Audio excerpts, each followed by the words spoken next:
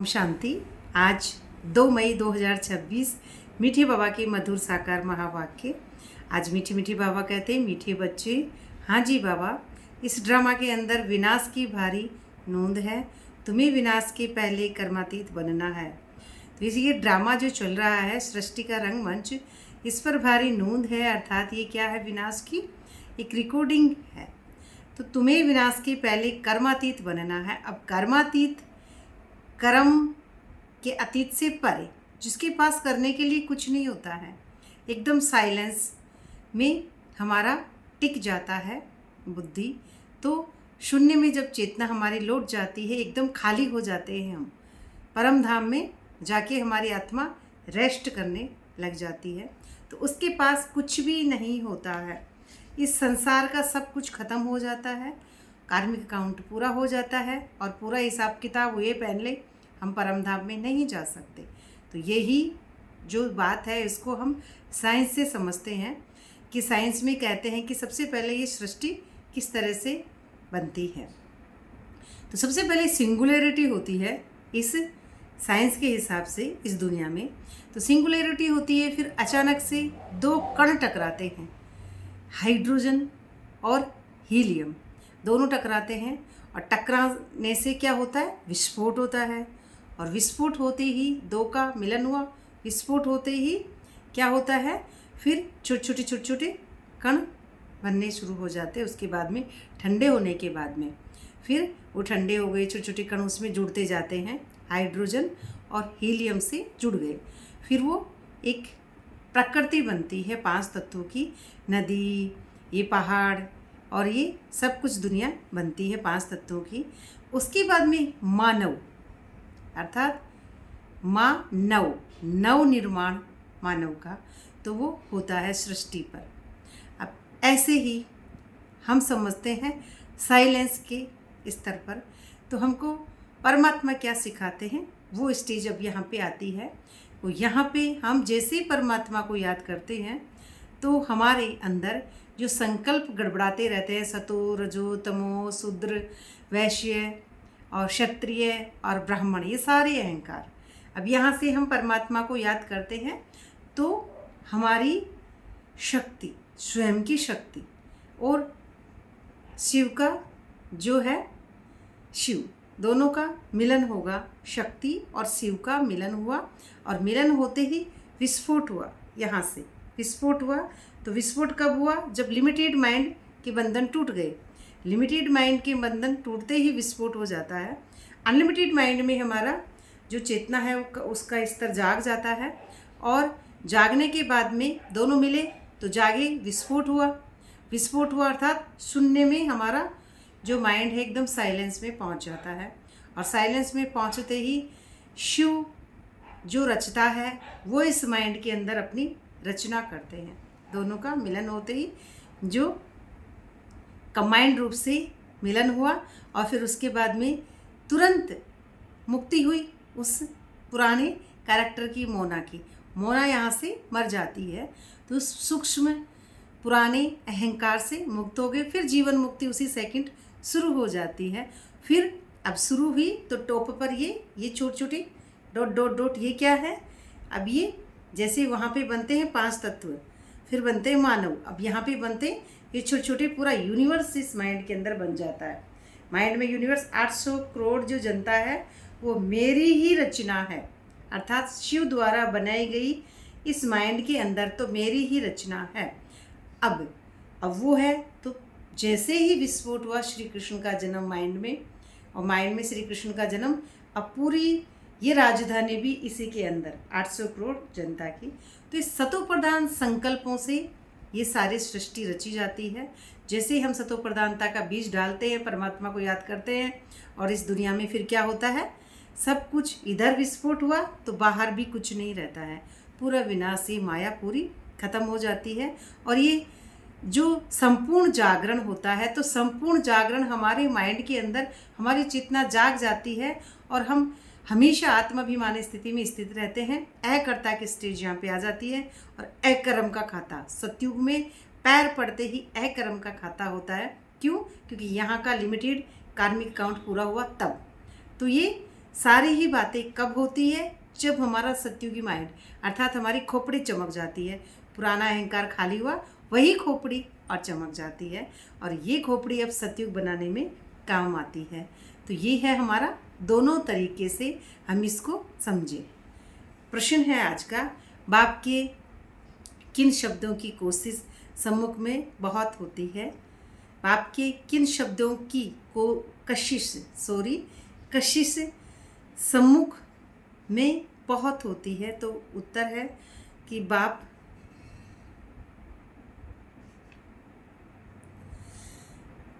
जब कहते तुम मेरे बच्चे हो, तो ये कशिश होती है, खिंचाव होता है एक प्रेम का। बाप का जैसा प्रेम है वैसा ही आत्मा का।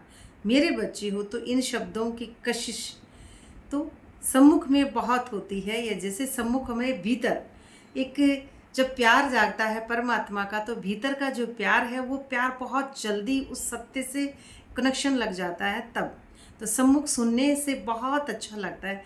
हम हमारे ही माइंड में, हमारे ही उन 800 करोड़ जनता को अब सुना रहे हैं माइंड के अंदर, बाहर कोई भी नहीं है। अब ये सब जो बाहर दिख है वो कौन है? वो मैं सोल हूँ, तो ये मेरे ही जैसे है सुनने वाले। इसलिए जैसी मैं अंदर से संपूर्ण सारे रस में खुश हूँ सतो प्रधानता से, ऐसे ही बाहर भी मुझे ऐसे ही सतो प्रधान बच्चे नजर आते हैं। तो मधुबन ये क्या है? सम्मुख सुनने से बहुत अच्छा लगता है। अब ये मधुबन सब बच्चों को आकर्षित करता है, क्योंकि यहाँ है ईश्वरीय परिवार। मधुबन किसको कहेंगे? हमारे ही माइंड के अंदर है। इस दुनिया में, अब ये 5 तत्वों की दुनिया में कुछ भी मैं नहीं हूँ।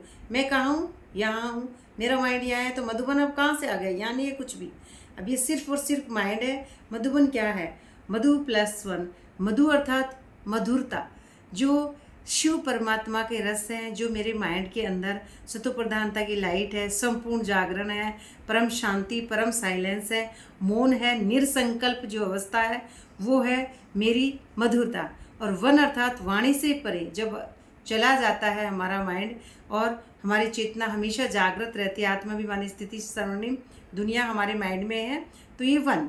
तो ये कहाँ है? कि माइंड के अंदर है हमारा मधु +1। आकर्षित करता है क्या? वो ईश्वरीय प्रेम, ईश्वरीय, जिनको ईश्वर वर्ता यानी शिव बाबा, जो अपनी शक्ति से जो ये यहाँ से शक्ति गई, और शिव की शक्ति अपनी शक्ति से उन्होंने खुद ने चयन किया।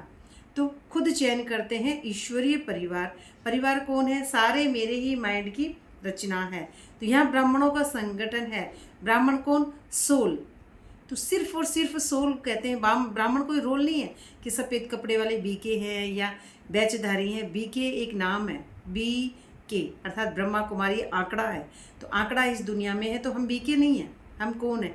हम सिर्फ और सिर्फ सोल है। बीके भी आंकड़ा है। आंकड़ा शिव नहीं है। शिव है एकदम साइलेंस, शून्य, खाली।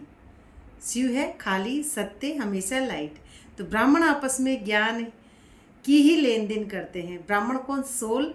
तो हमेशा सोल का ही ज्ञान देती है, सत्य का ही ज्ञान देते हैं। ब्राह्मण कोई ये लेन देन नहीं है 500 रुपये, 1000 रुपये, बाबा को चढ़ाओ, भोग लगाओ, फलाना करो, कपड़े दो, ये दो, फ्रूट दो। ये सब ड्रामा का है। ड्रामा यहाँ तक है।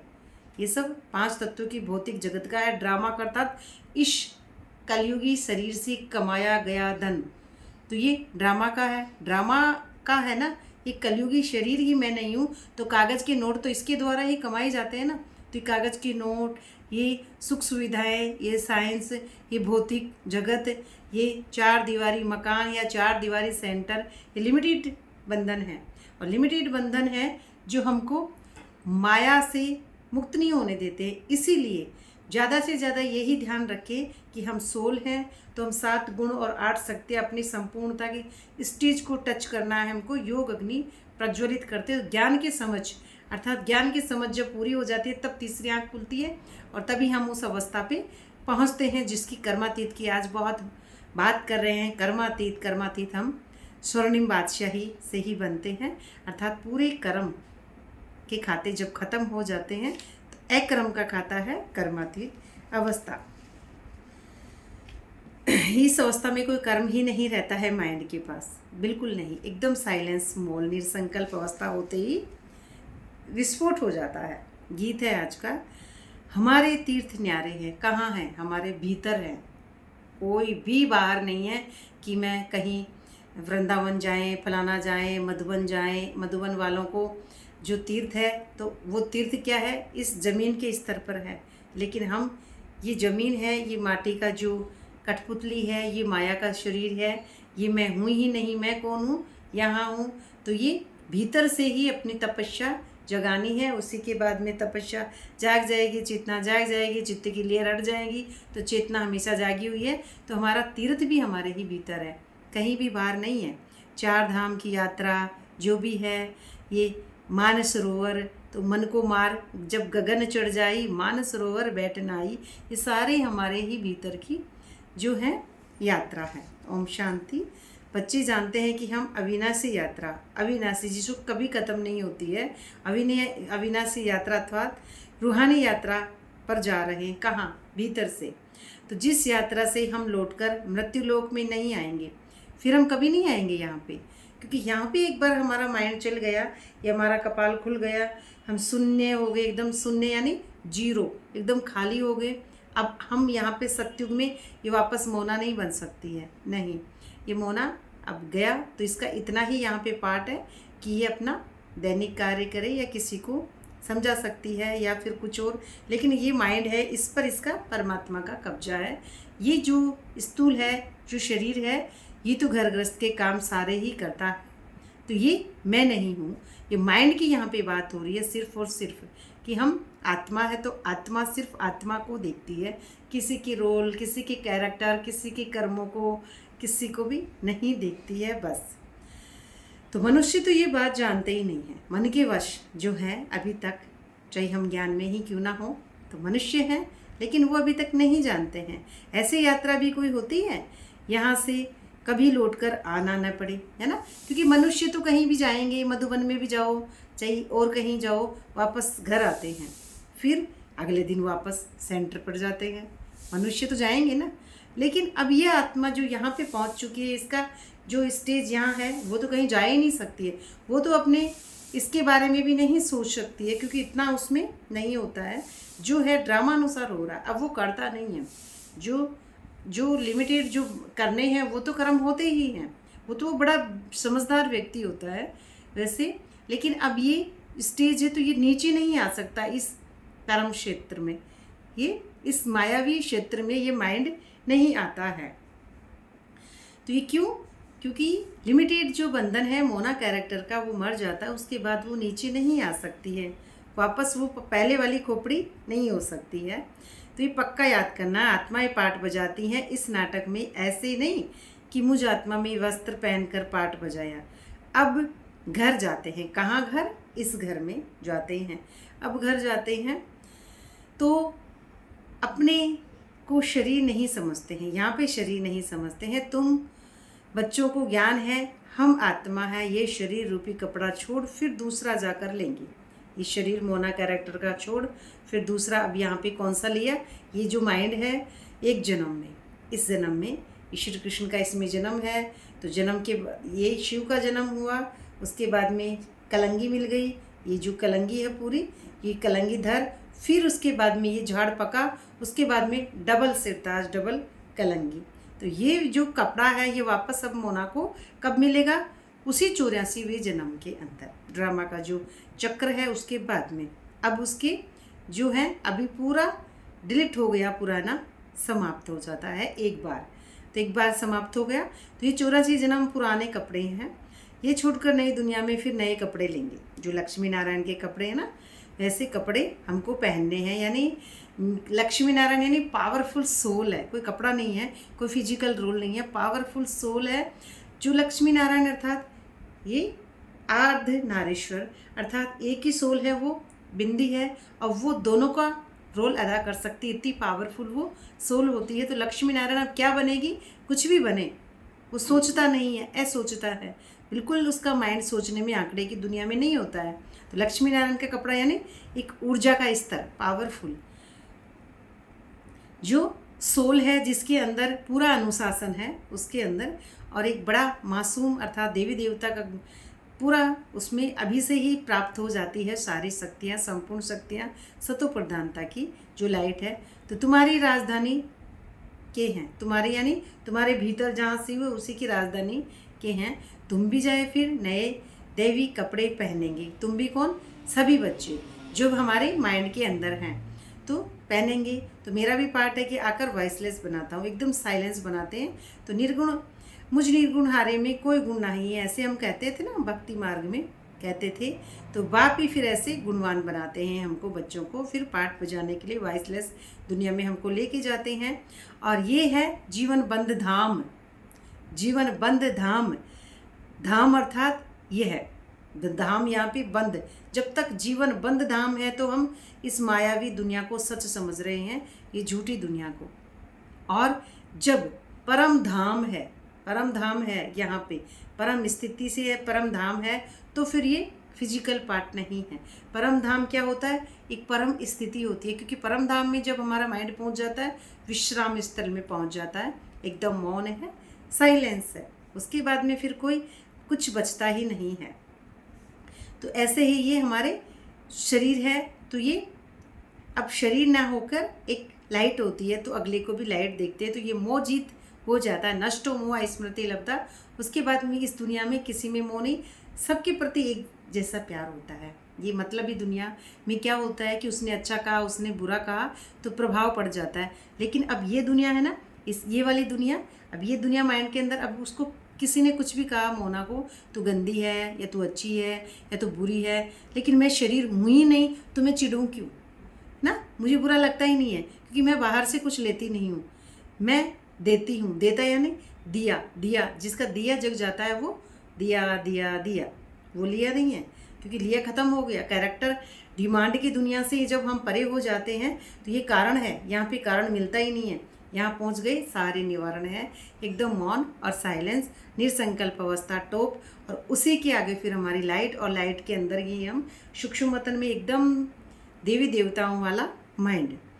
फिर ये जो शिवाला है, शिवाला अर्थात हमारा ही माइंड, स्वर्णिम जो स्वर्ग, तो स्वर्ग है सु प्लस ऐसा सुसंस्कृत सुसंस्कार वाला वर्ग, अर्थात जहाँ पॉजिटिविटी पॉजिटिविटी है, ऐसा हमारा युग।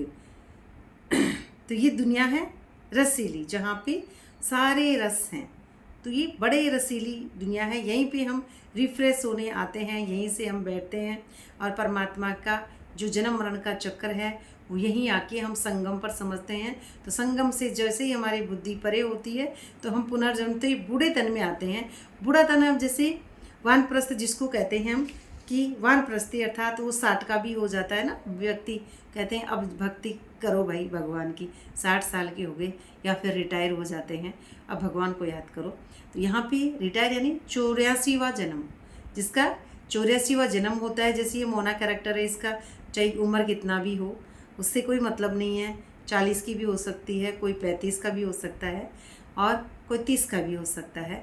तो ये उसकी बात नहीं है, बात है कि जिसका जीवन मुक्ति हो जाता है उसी समय उसका स्वर्णिम दुनिया शुरू हो जाती है। तो वानप्रस्थ वाणी से परे, ये वाणी से, ये है ना वाणी, यहाँ पे वाणी चलती है, टॉक की बातें, बातचीत की दुनिया से परे, वाणी से परे जब हमारी बुद्धि का ताला खुल जाता है तो वाणी से परे चले जाता है माइंड, तो साइलेंस, साइलेंस, एकदम साइलेंस वहाँ पे है। तो जन्म मरण से हम न्यारे हो जाते हैं, हमको पुराने सूक्ष्म मन से मुक्ति मिल जाती है। तो हमारी अगला जो पार्ट है वो शुरू हो जाता है।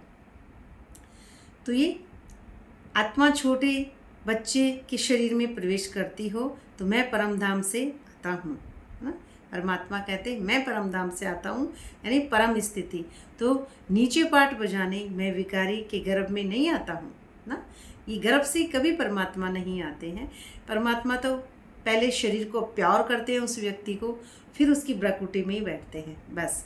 इससे नीचे परमात्मा का काम नहीं है। तो अवतरण होते हैं जब अज्ञान का विनाश हो जाता है, तो रात्रि अंधकार जब खत्म हो जाता है उसके बाद आते हैं, तो परमात्मा आते हैं। तो ये भी देखा होगा आपने कि देवी देवताओं की परछाई नहीं होती है ना। तो परछाई, पराई छाई, ये पराया स्टेज देवी देवताओं का नहीं होता है। परछाई अर्थात पराई हो गई ना छाया, वो उनमें नहीं होती है। परछाई तो मनुष्यों की होती है ना, तो परछाई नहीं होती है। और वो ऐसा उनका माइंड के अंदर वातावरण होता है कि 21-22 डिग्री जो टेम्परेचर होता है हमारा, जो 21-22 डिग्री का जो एक होता है माइंड, तो उसके अंदर एकदम साइलेंस, ठंडा टेम्परेचर जो होता है वो एकदम शांत होता है वातावरण, जिसको कहते हैं बसंत का जो मौसम होता है सुहावना, तो वो होता है हमारे माइंड के अंदर ऐसा टेम्परेचर। और कोई भी उसमें जैसे देखते हैं देवी देवता कोई ऊनी कपड़े या फिर कोई बारिश के कपड़े ऐसे कोई भी नहीं पहने होते हैं। क्यों? क्योंकि वो एकदम साइलेंस में है, शांत है। तो देवी देवताओं का ये माइंड है ना, वो ऐसी बातों में नहीं जाता है, अलग अलग मौसम में नहीं जाता है। सर्दी से आत्मा प्रभावित नहीं होती, बारिश से आत्मा प्रभावित नहीं होती है, गर्मी से आत्मा प्रभावित नहीं होता है। आत्मा है ही है करता। अब ये शरीर है तो ये प्रभावित होता है, आत्मा कभी भी प्रभावित नहीं होती है। तो ये स्तर जब हमारा उपराम हो जाता है तो ये ऐसी बातों में, रोल में, कैरेक्टर में, माया में, इनमें भौतिक जगत की बातों में बुद्धि नहीं उलझती है। तो ये भूभू करना अर्थात यहाँ पे आता है कैरेक्टर की बातें। तो तन मन धन की रूहानी सेवा में मददगार बनना है। तन मन धन कौन सा? तन अर्थात ये जो माया का मिला हुआ हमको तन है, और धन अर्थात हमारा सूक्ष्म पहले जो मन है, उस मन को जब हम ऊपर लेके जाएंगे तो इस मन की मुक्ति हो जाएगी, तो हमको पूरा धन मिल जाएगा ना। तन अर्थात मोना कैरेक्टर, और मन अर्थात मोना कैरेक्टर का पुराना मन, और जब हम पुराने मन से मुक्ति हो जाएगी तब मिल जाएगा हमको सतयुगी धन। तो ये सतयुगी धन, तो तीनों ही मिलकर बन जाते हैं डिटैच अवस्था, न्यारे और प्यारे। तो ये क्यों? क्योंकि कलयुगी धन है वो तो इस शरीर से कमाया है, मायावी पुतलों से। मायावी पुतलों का धन बाबा को नहीं चाहिए, क्योंकि बाबा खुद ही कोई पुतला नहीं है, बाबा साक्षी है, न्यारा है। तो ये जो धन चढ़ाते हैं तो द्वैत होता है धन। तो धन द्वापर के बाद में आपको मिलेगा। धन का सतयुग से, त्रेता से कोई लेना देना नहीं है। धन की जो आपकी चढ़ाते हैं वो मिलता है द्वापर के बाद में, क्योंकि धन है द्वैत, और द्वैत जो है वो है, चाहे कुछ भी है आपने जो भी चढ़ाया, जो ड्रामा में नूंद है वो अपना आप होता रहता है। ये भी सोचने की बात नहीं है, क्योंकि ड्रामा जिससे जो लेना है वो ले लेता है टाइम पर, हम यहाँ पे नहीं हैं। तो ये माया ने मुंह काला कर दिया। जैसे कई कई गिर जाते हैं, चोट खा लेते हैं, तो उनकी माया मुंह काला, यानी अपने आप को शरीर समझना, फिर डूब जाना, कर्तापन के स्टेज में आ जाना, और पागल बना देना किसी को। मैं बीके हूँ, मैं बाबा से मिल रहा हूँ और आपको भी मिला दूँगा, बाबा ने आपके बारे में ये बोला है। तो इस तरह से काला मुँह कर लेना, क्योंकि बाबा किसी के बारे में कुछ नहीं बोलता है। बाबा साक्षी है, न्यारा है, बोलेगा तो उसको ही बोल देगा ना। बाबा तो पूरे विश्व का है, किसी एक बच्चे का थोड़ी है। इसी तरह से किसको पागल बनाना, उल्लू बनाना, तो इसका मतलब खुद का ही जो काला मुंह करना। परमात्मा से मिलन नहीं हो सकता। काले इस दुनिया के ही होते हैं, काले कभी भी सतयुगी माइंड की नहीं हो सकते हैं। ऐसे झूठ बोलना, बेईमानी करना, इस तरह से ऐसे बच्चे बाबा के नहीं होते हैं। दिल तख्त पे नहीं चढ़ते हैं, होते तो हैं, सब बाबा के हैं, पूरा विश्व बाबा के है, पर दिल तख्त पे ऐसे बेईमान जो नहीं चढ़ सकते। बेईमान अर्थात इस फिजिकल दुनिया को जो सच समझते हैं और जो माया में डूबे रहते हैं, और अपनी इंद्रियों को जिधर मन जाता है उधर इंद्रियां डूब जाती हैं, खाने में, पीने में, शरीर की बातों में, कागज़ के नोटों की बातों में, और सेंटर पर कितने जने आए उस लालच में, जिव्या के लालच में। तो ये सारे ही जो मोह है, माया है, लालच है, इसमें डूब जाना, तो अपना ही काला मुँह करना। क्योंकि बाबा का काला थोड़ी होता है, खुद का ही होगा। तो खुद के हम उस स्टेज से गिरते जाते हैं, गिरती कला में चले जाते हैं। सत्युगी जो माइंड है वो बहुत पावरफुल होता है, वो ऐसी बातों में उसकी ऊपर चली जाती है। उपराम स्थिति में इस तरह का सोच उन बच्चों का नहीं होता है। जितना बाबा को याद करेंगे विक्रम विनाश होंगे, क्योंकि देह और देश से कनेक्शन कटेगा। विक्रम अर्थात जब तक हम अपने आप को देह समझ रहे हैं, विक्रम ही हो रहा है। देह है ये माया, ये बेटा पोता, पैसा, वैभव, मकान, पद, पोजीशन, ये फालतू की जो भी व्यर्थ अर्थात शरीर और शरीर की भौतिक जगत की बातें, ये होती है विक्रम। तो उच्च पद पाएंगे। कैसे पाएंगे? विक्रम विनाश होंगे तब। Charity begins at home. तो सबसे पहले शुभ कार्य अपने घर से कीजिए। हाँ, चैरिटी बिगिन्स एट होम। तो सबसे पहले शुभ कार्य कहते हैं ना, अपने घर से करिए। तो ये नगरी है ना, माया नगरी। तो अपनी माया नगरी को पहले खाली करें, उसके बाद ही हम उस होम में, स्वीट होम में हमारी जो है जागृत अवस्था होती है। तो कोशिश करना, बोलो शिव बाबा कहते हैं मुझे याद करो तो वर्षा मिलेगी। वर्षा कहाँ मिलेगी? इस दुनिया में वर्षा कभी नहीं मिल सकती है। मायावी में वर्षा हमारे ही भीतर है। हमारे ही भीतर की जब शक्तियाँ जागेंगी तो हमारी ही जो ब्राह्मण चोटी है वहीं से अमृत टपकेगा, और वही सतो प्रधानता की लाइट है, वह है हमारी वर्षा। वर्षा शुरू होती है जब सूक्ष्म मन की मुक्ति होगी, उसी के बाद में वर्षा शुरू होगी। उससे पहले वर्षा शुरू नहीं है। अपने आप से, देह और रावण से अगर नाता है तो वर्षा अभी तक मिला ही नहीं है। तो विनाश सामने खड़ा है। कहाँ? भीतर का विनाश। कलयुग के बाद सतयुग आएगा। विनाश कलयुग अर्थात जब तक कलयुग हो जाएगा खत्म, तुरंत सतयुग आएगा। तो बाप ही आकर वर्षा देते हैं, रावण नरकवासी बनाते हैं, बाप आकर स्वर्गवासी बनाते हैं। स्वर्गवासी अर्थात मोना कैरेक्टर से मरना।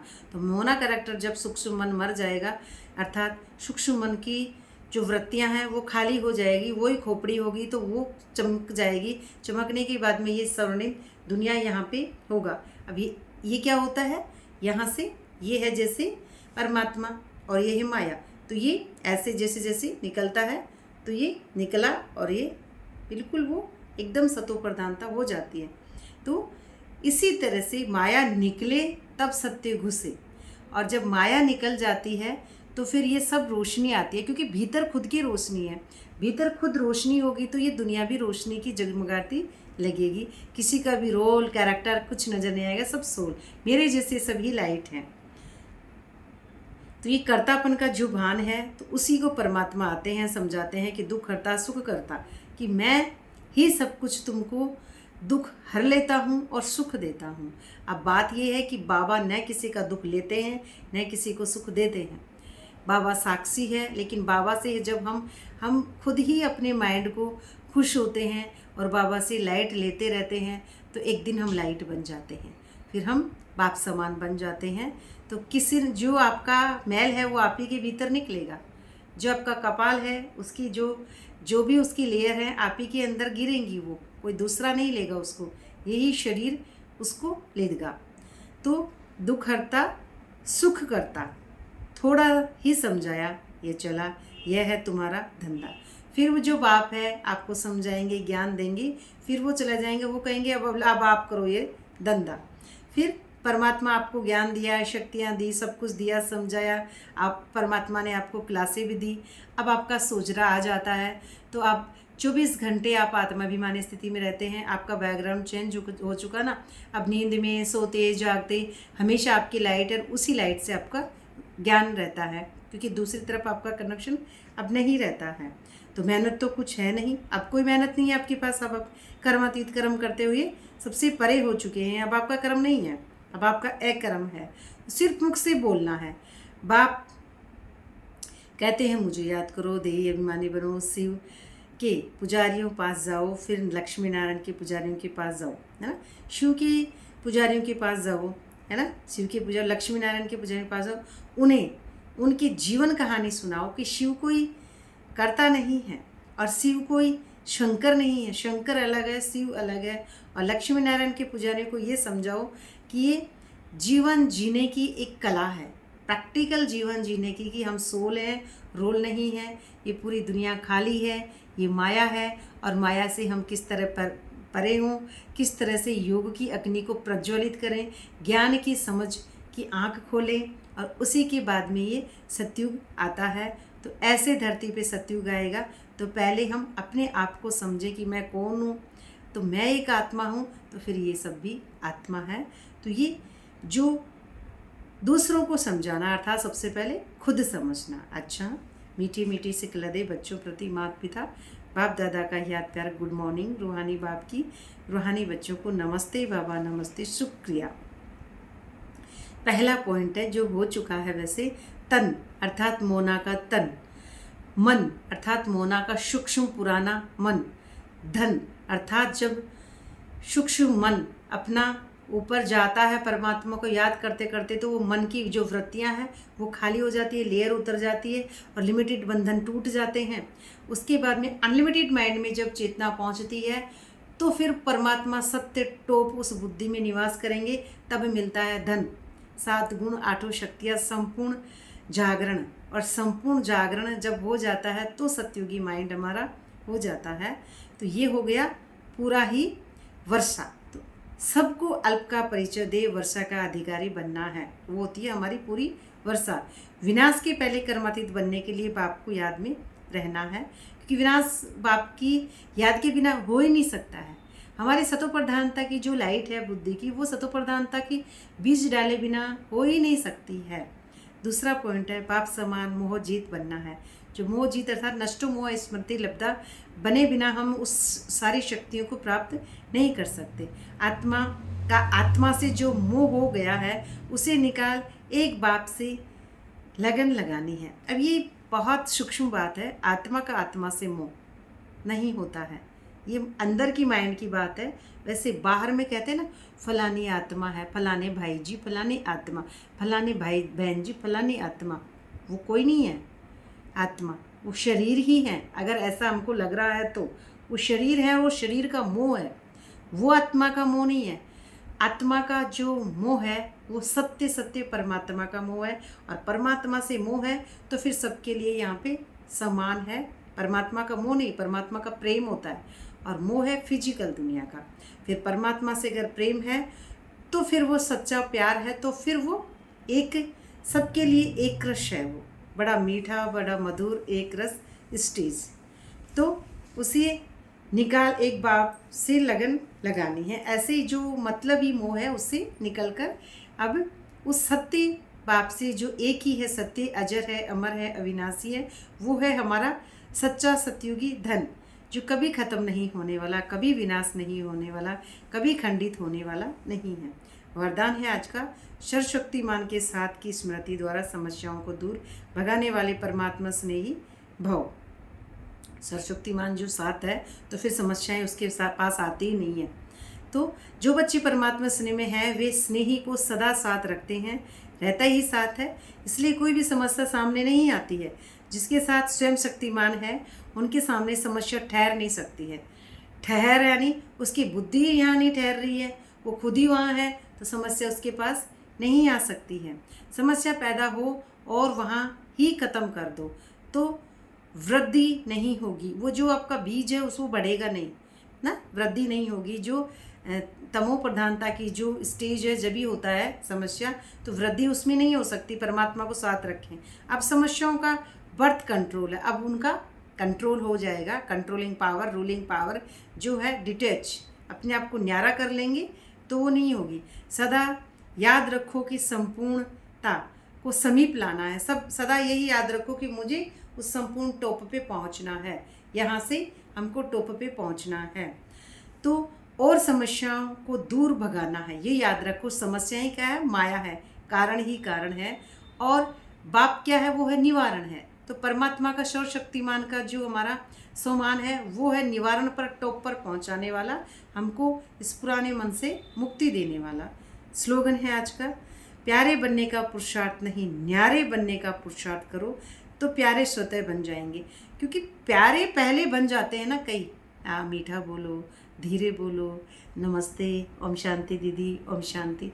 तो मतलबी दुनिया में चमचागिरी में ही फंस जाते हैं, और चमचागिरी में फंस गए, मतलबी दुनिया में फंस गए तो कभी भी यहाँ से कनेक्शन नहीं कर सकता, और फिर प्यारे और न्यारे का स्टेज गड़बड़ाहट हो जाता है। और देखा जाए तो न्यारे पहले बनेंगे, तो न्यारे पहले बन गए, 2 टुकड़े हो गए, शरीर और ए शरीरी ना, ए तो हो गया ऊपर और शरीर रह गया नीचे, ए शरीरी। तो पहले हो गए हम न्यारे और ऊपर हो गए प्यारे, परमात्मा के प्यारे। अर्थात जब मोना कैरेक्टर मर गई, स्वर्णिम दुनिया में बुद्धि पहुंच गई तो स्वर्गवासी हो गई। स्वर्गवासी होता है न्यारा और प्यारा, प्रभु का प्यारा ना, तो वो सबसे न्यारा, तो प्रभु का प्यारा है, तो फिर उसके बाद में यहाँ भी उसको सब प्यारे लगेंगे। लेकिन पहले बंधन में फंस गए तो फिर कभी प्यारे नहीं हो सकते, माया बड़ी प्रबल हो जाती है उसके लिए।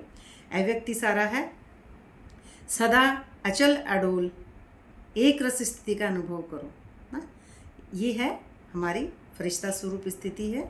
तो समय प्रति समय अनेक प्रकार के विघ्न आते हैं। कोई अच्छे अनन्य स्टूडेंट माया के वशीभूत हो, एंटी हो जाते और सेवा में डिस्टर्ब करते हैं ना, ऐसे समय पर घबराते तो नहीं हो। ये फिजिकल रोल की बात आ रही है, घबराते तो नहीं हो। एक होता है उसके प्रति कल्याण के भाव से तरस रखना, लेकिन उसके कारण हलचल में आना अथवा व्यर्थ संकल्प चलाना, यह है हिलना। जो हर आत्मा के पाठ को साक्षी दृष्टा स्थिति में रह देखते हैं, वे अचल अडोल रहते हैं। ये आई संपूर्णता की बात यहाँ पे नीचे वाली लाइन, कि जो हर आत्मा के पाठ को साक्षी यानी न्यारा होकर साक्षी दृष्टा स्थिति में रहकर देखते हैं, वे अचल अडोल एक रस रहते हैं, है ना। तो साक्षी दृष्टा अर्थात ये जो दृश्य घट रहा है ये मैं नहीं हूँ। मैं कौन हूँ? मैं साक्षी हूँ। अब साक्षी कौन होता है? साक्षी तो सबसे परे होता है, अकर्ता, उसको कोई लेना देना नहीं है यहाँ क्या हो रहा है, उससे कोई मतलब नहीं है, कोई अटैचमेंट नहीं है। वो कौन है? वो तो प्यारा है, सबके लिए एक जैसा लगता है, उनको तो लाइट ही लाइट। साक्षी तो लाइट है और वो दूसरों को भी लाइट ही देख रही है। अच्छा, ये थी हमारी बहुत शॉर्ट में सुनाई गई है मुरली। बाबा का बहुत बहुत शुक्रिया और आप सबका भी बहुत बहुत शुक्रिया। अगर आपको अच्छी लगे तो किसी को शेयर करें, क्योंकि बाबा का जो ज्ञान है, जो जितना बढ़ाता है उसका उतना ही खाता बढ़ता जाएगा। अच्छा, ये थी आज की मुरली। ओम शांति। शुक्रिया बाबा, शुक्रिया।